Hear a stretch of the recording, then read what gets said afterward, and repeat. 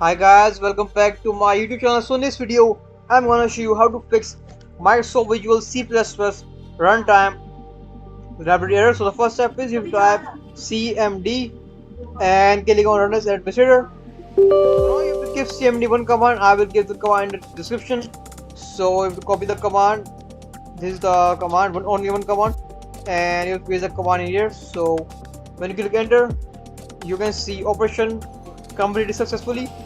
So this was the first step. Now you type exit. So now the second step is you have to go to your new tab and you type Microsoft Visual C++. So now you have to click on the first link, the official Microsoft link. So click on this.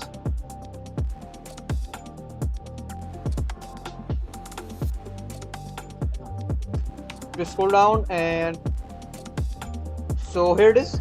You have to download this version, x86 version 12.0.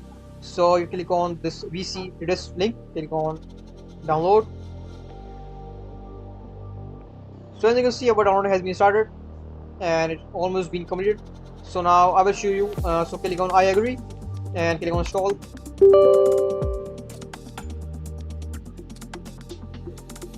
So these were all the steps to fix error. So if you like my video, thanks for watching. See you next video. Bye.